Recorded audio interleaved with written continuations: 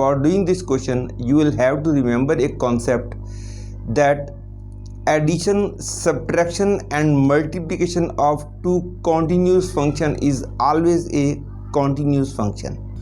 But in the case of division, there is slight condition also, and that is if y equal to fx and y equal to gx are two continuous function at x equal to a, then fx upon gx is also continuous at x equal to a, provided ga is non-zero. And if ga is 0, then it will be discontinuous at x equal to a. That is, division of two continuous function is also continuous if denominator is non-zero at that point. Similarly, the student may ask that what about the case if one is continuous and one is discontinuous, or the case when both are discontinuous at x equal to a. But that is not in the syllabus of board level, therefore I am not discussing it here. For JEE Mains or JEE Advanced, you have to understand that concept. For that, you will have to see my video lecture of Mains level or Advanced level. In this question, it is given that if fx is equal to 2x and gx is equal to x square by 2 plus 1, then which of the following can be discontinuous function? You will have to remember this concept also, that the function sin x, cos x, e to power x, a to the power x, log x and any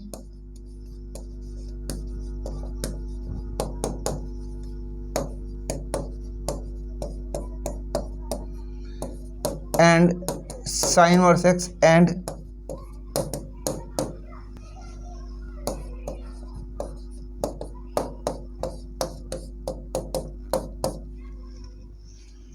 these are all continuous function in their domain. Take care that tan inverse x and cot inverse x are also continuous function, but tan x and cot x are not continuous function, because tan x is sin x upon cos x. It is continuous, therefore division is also continuous, but only at those points where cos x is 0. At those points this is discontinuous. Similarly, cot x, that is cos x upon sin x, is discontinuous at those points where denominator is 0, that is sin x is 0. Hence you have to remember that these are all continuous function. Similarly, sec x and cosec x are also discontinuous function because of the same reason. Constant function is also always continuous function. For example, if I say y equal to 2, this is always a continuous function. The graph of this will be a line parallel to x-axis. You must be knowing it. And because these two are continuous function, hence according to the theorem I told you just now, this and this are sure to be continuous function, but this will be discontinuous at those points where 2x is 0, that is x is 0. Therefore gx upon fx is discontinuous at x equal to 0. But if he is asking about fx upon gx, it is sure to be continuous always, because this cannot be 0 for any value of x, because x square by 2 plus 1 is always a positive number, because x square by 2 is a positive number. Hence this cannot be 0. Therefore fx upon gx will be surely a continuous function. For this question again you have to remember this thing also, that if fx is continuous at some point, then mod of fx will also be continuous at that point. But remember that the converse is not true, and the converse is, if mod of fx is continuous at some point, then it is not necessary that fx is also continuous at that point. I mean, if fx is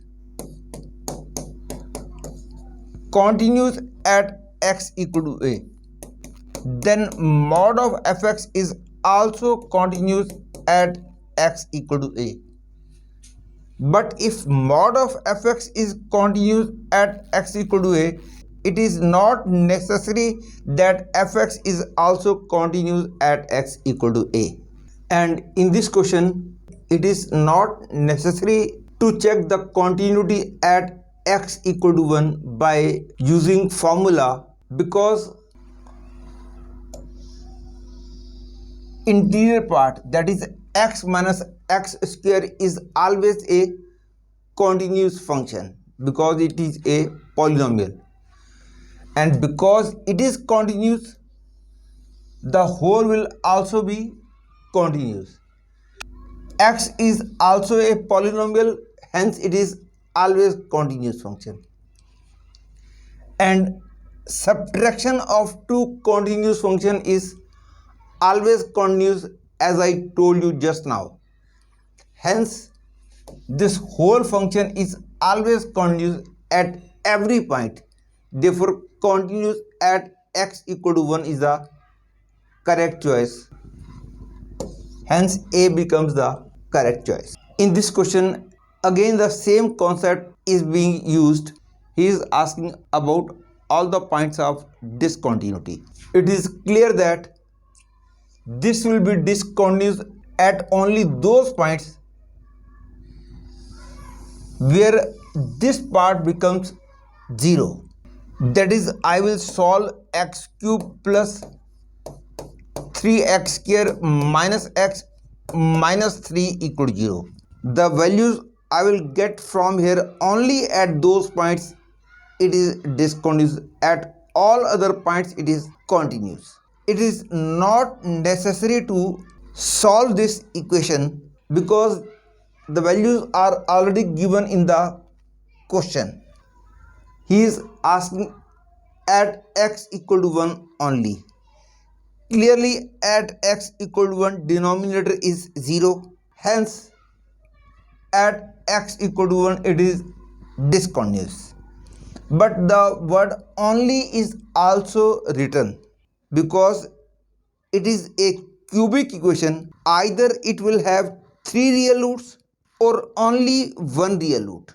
And with the help of second choice it is also very easy to see minus 1 is also a root of this equation. Therefore it will be discontinuous at minus 1 also. And it is also clear that minus 3 is also the root of this equation. Hence the whole is discontinuous at x equal to minus 3 also.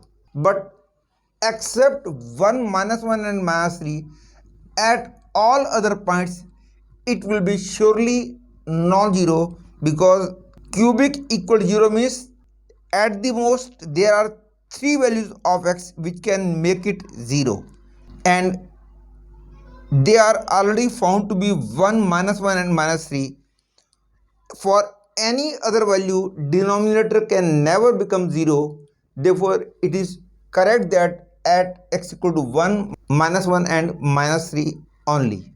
As in the case of D, it is written that 1 minus 1 and minus 3 and other values of x is not correct, because cubic equal to 0 means there are at the most 3 values of x which can make it 0, because for any cubic equation either it has 1 real root or 3 real root, but more than 3 real root is not possible. For fifth degree equation either it will have 1 real root or 3 real root or 5 real root, but not more than 5.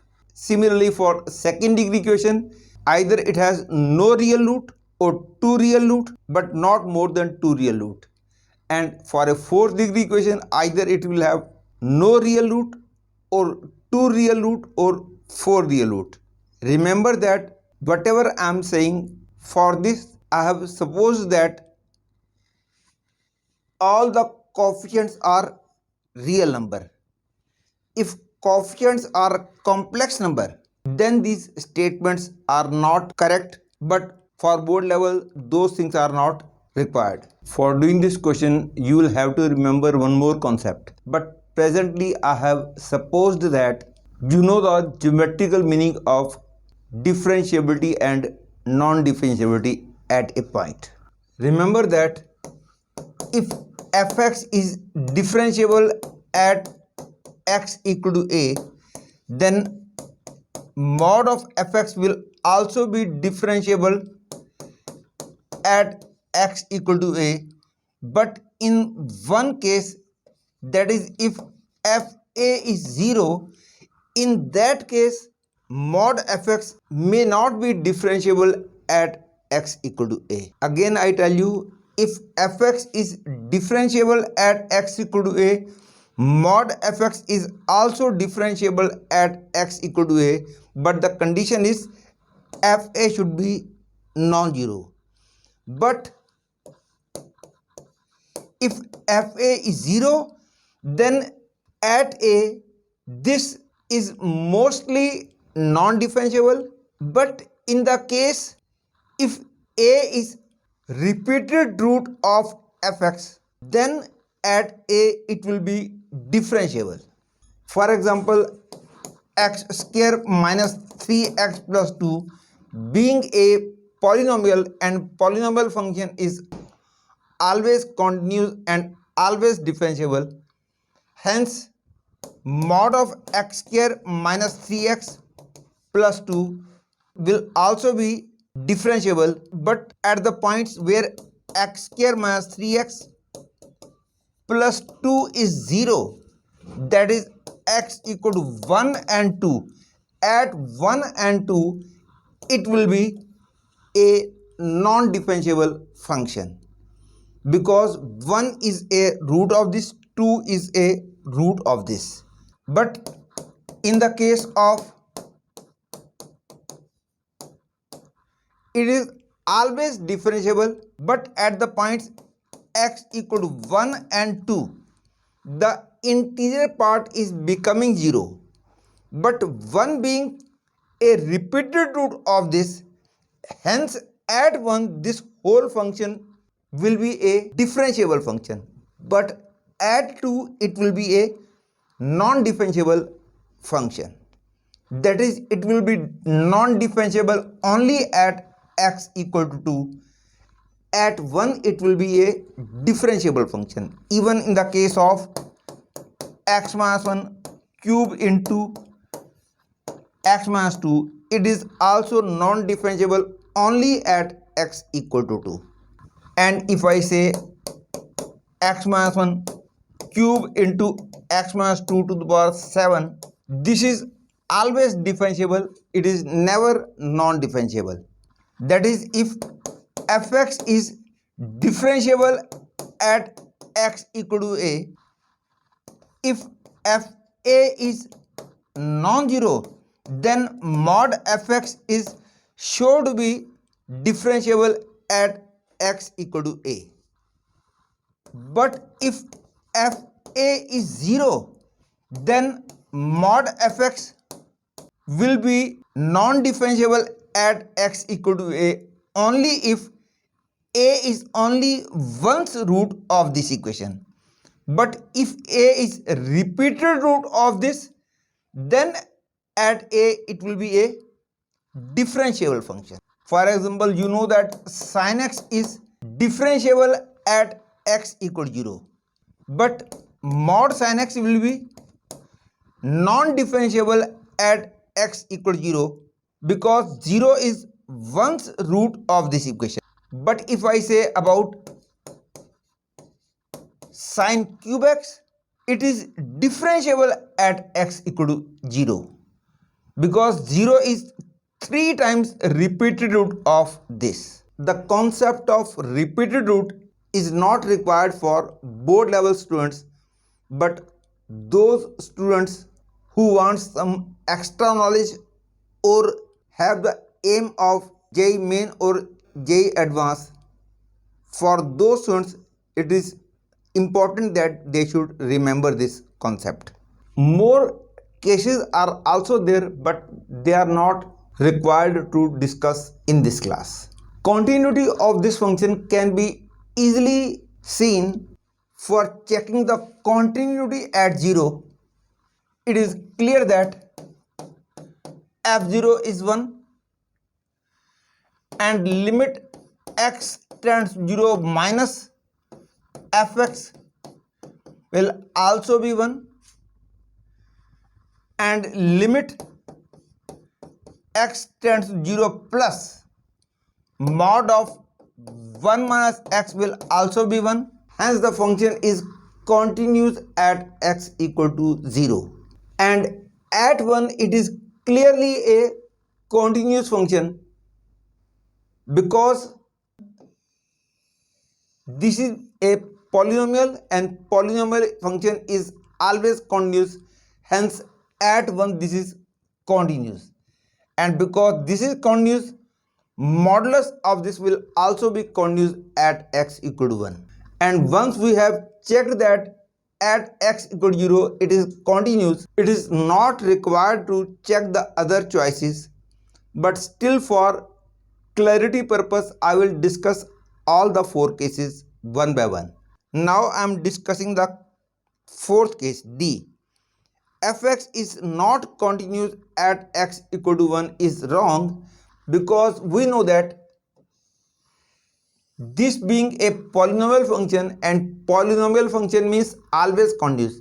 Hence at x equal to 1 also this is continuous, and because at 1 this is continuous, this whole will also be continuous at x equal to 1, because I told you if fx is continuous at some point, mod fx is also continuous at that point. Therefore D becomes wrong. Now according to the choices A and C, we have to discuss the differentiability at x equal to 0 and 1. First let us check the differentiability at x equal to 0. At 0, while finding left hand derivative, it is not required to use the formula, because using formula for finding the left hand derivative of this will be a lengthy procedure. For finding left hand derivative at x equal to 0, because for x less than 0 this is the function, for x greater than 0 this is the function. At x equal to 0, for finding the left hand derivative, simply differentiate it and put x equal to 0. When you differentiate it and put x equal to 0, you will get the answer 1, because derivative of this is e to power x, and at x equal to 0 answer will become 1. Therefore left hand derivative at 0 is 1. Now what about right hand derivative at 0? Again it is not required to redefine this function by removing modulus sign, because when we are finding the right hand derivative at x equal to 0, for the time being, suppose that x is slightly greater than 0. If x is slightly greater than 0, then interior part will be a positive number, and when interior part is positive, modulus sign can be removed. Hence, while finding right hand derivative at x equal to 0, you can suppose that this is 1 minus x, because interior part is positive, and for finding right hand derivative at x equal to 0, differentiate it in normal way, and after differentiation put x equal to 0. Some of you may be thinking that how can I put x equal to 0, because equal to 0 is not present here. But I will say that the shortcut way I have told you, that shortcut way is applicable only if the point where we are discussing differentiability, at that point it is continuous also. If at that point the function is discontinuous, then no need to proceed for differentiability. In that case, because of discontinuity, you will say non-differentiable at that point. But if it is continuous at that point, then only you will use the shortcut way, and the shortcut way is don't use the formula, differentiate it in normal way and put x equal to the value of x. And when x is slightly greater than 0, in that case it will become 1 minus x, and derivative of this is minus 1, and in derivative x is not there. Had there been x, you would have put x equal to 0. Equal to 0 is allowed to put, because for equal to 0 both are giving same answer, hence I am allowed to write greater than equal to 0. Writing it equal to 0 doesn't make any difference. If difference is coming, then the function becomes discontinuous, and if it is discontinuous, then no need to use this way. There only you can say it is non-differentiable, because you know that if a function is discontinuous at some point, it is surely non-differentiable. Hence differentiable at x equal to 0 is wrong, because left hand derivative at x equal to 0 I had got was 1, and right hand derivative at x equal to 0 I have got minus 1, hence A is wrong choice. And what about 1? We know that this is non-differentiable at those points where interior part becomes 0, and the number by which the interior part has become 0, that should be the root of interior part only once. Had it be 3 also written here, we could write it as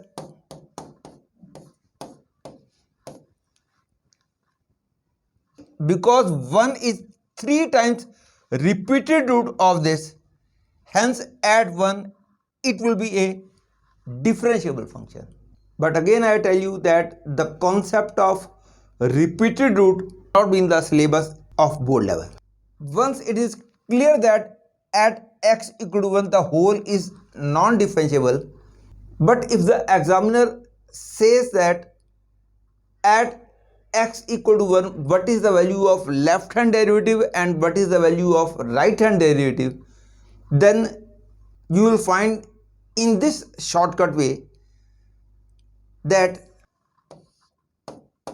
when you are finding left hand derivative at x equal to 1, for the time being suppose x is slightly less than 1. If x is slightly less than 1, then 1 minus x will be a positive number, and because it is positive, mod can be directly removed. And when you are finding left hand derivative at x equal to 0, this can be supposed equal to 1 minus x. And for finding left hand derivative at x equal to 1, differentiate it in normal way and then put x equal to 1. You will get the value of left hand derivative, and if I differentiate it I get the answer minus 1. But after derivative x is not there. Had there been x, then I would have put x equal to 1. Hence left hand derivative at x equal to 1 is minus 1. And when you are finding right hand derivative at x equal to 1. For the time being, suppose that x is slightly more than 1. When x is slightly more than 1, then the interior part will become negative. In that case, after removing mod, minus will come, that is minus of, that is it will become x minus 1 when x is slightly more than 1. And for finding the right hand derivative, differentiate it and then put x equal to 1. When you differentiate it, you get x equal to 1, and after derivative x is not there. Had there been x, for x I would have written 1. Therefore right hand derivative at x equal to 1 is 1. Left hand derivative minus 1, right hand derivative 1, hence it is non-differentiable at x equal to 1, but in this case it is written as differentiable at x equal to 1. That is why this will become wrong choice. And next point to be remembered is, as I told you, that addition, subtraction, multiplication, division of two continuous function is always continuous, but in the case of division the condition is denominator should be non-zero. Similarly, in the case of differentiability also, addition, subtraction, multiplication, division of two differentiable function is always differentiable function, but in the case of division, where denominator becomes 0, at that point division will become non-differentiable. And similarly, one more concept to be remembered in the case of continuity is, if one is continuous and one is discontinuous, in that case addition and subtraction are sure to be discontinuous, but multiplication division has detailed cases, therefore not required for board level. Similarly, in the case of differentiation also, if one is differentiable and other is non-differentiable, then the addition and subtraction will be non-differentiable, but in the case of product, that is not required for board level. And if both are discontinuous, then addition, subtraction, multiplication, division can be continuous, can be discontinuous, no any fixed rule, depends upon the question. Similar in the case of differentiability also, if two functions are non-differentiable at some point, then addition, subtraction, multiplication, division can be differentiable also, non-differentiable also, depends upon the question, no any fixed rule. And clear that this part is non-differentiable only at x equal to 1, at all other points it is differentiable. It is also non-differentiable only at x equal to 3, at all other points it is differentiable. Hence at 2 this is also differentiable, at 2 this is also differentiable, and differentiable plus differentiable is differentiable, as I told you. Hence the function is differentiable x equal to 2. But presently he wants the value of derivative also. First I will calculate left hand derivative at x equal to 2. Then I will calculate the right hand derivative at x equal to 2. And for finding the left hand derivative at x equal to 2, in that case I can suppose that x is slightly less, that is x can be taken as 1.99 or 1.999, that is x is slightly less than 2. In that case interior part will be positive and this interior part will be negative. Hence for left hand derivative this can be taken as x minus 1 and this can be taken as minus of x minus 3, that is 2. For finding left hand derivative, the value of this can be taken as 2, and as I told you, for finding left hand derivative, once I have got this function, I will differentiate it and then I will put x equal to 2. But after differentiating, I get 0 and there is no any x in this. Had there been x, then I would have put x equal to 2, and therefore left hand derivative at x equal to 2 is 0. Similarly, for right hand derivative at x equal to 2, you can suppose that x is slightly more than 2. More than 2 means this is also positive, but this is negative.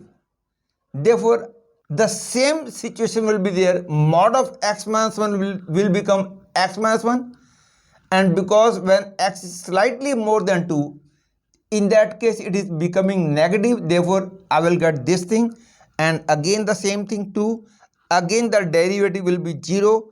Hence, left hand derivative and right hand derivative at x equal to 0 are 0. Therefore, C becomes the correct choice. For making the concept more strong, suppose had he been asking differentiability at x equal to 1 of this function, you will immediately say the whole function is non-differentiable at x equal to 1, because at 1 this is non-differentiable, and at 1 this is a differentiable function, because at 1 the interior part is becoming non-zero. If at some point, if the interior part becomes non-zero at that point, the whole is sure to be a differentiable function. Therefore, non-differentiable function plus differentiable function is always non-differentiable function. Hence, at 1 the whole will be a non-differentiable function.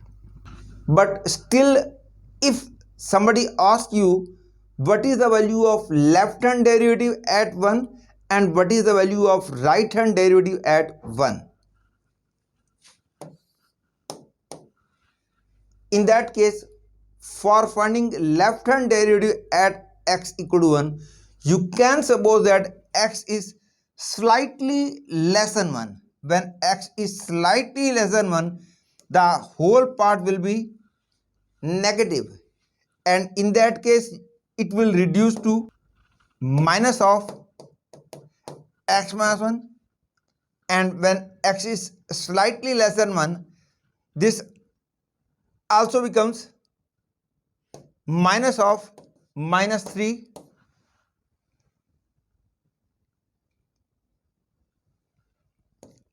that is, it is minus 2x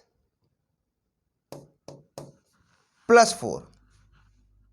And because this is the function when x is slightly less than 1, to find left hand derivative at x equal to 1, differentiate it in normal way and then put x equal to 1. If I differentiate it, I get minus 2, and after derivative x is not there. Had there been x, I would have put x equal to 1. Therefore, minus 2 is the value of left hand derivative at 1. And when you are finding the right hand derivative at x equal to 1, you can suppose that x is slightly more than 1. In that case, mod of x minus 1 will become x minus 1. And because x is slightly more than 1, therefore the value of this will be negative. Hence, it will be minus of x minus 3, that is 2. And for finding right hand derivative at x equal to 1, differentiate it in normal way and then put x equal to 1. But as I differentiate, there is no any x, derivative is 0. It means right hand derivative at x equal to 1 is 0, and as I told you, left hand derivative at x equal to 1 was minus 2. We have found right hand derivative at x equal to 1 is 0, 0 being the derivative of this. Therefore, at 1 left hand derivative is 0, and hence at 1 left hand derivative is minus 2 and right hand derivative is 0. Therefore, the function is non-differentiable at 1. But what is the value of left hand derivative at 3 and what is the value of right hand derivative at 3? For finding left hand derivative at 3, you will suppose that x is slightly less than 3. When x is slightly less than 3, it will be a positive number, therefore it will become x minus 1 plus. Because interior part will be negative for x slightly less than 3, therefore the whole thing will become minus of x minus 3, that is 2. Therefore, for finding the left hand derivative at 3, differentiate it in normal way and then put x equal to 3. But after finding derivative, there is no any x. But had there been x, I would have put x equal to 3. Hence, left hand derivative at 3 is 0. For finding right hand derivative at 3, you can suppose that x is slightly more than 3. In that case,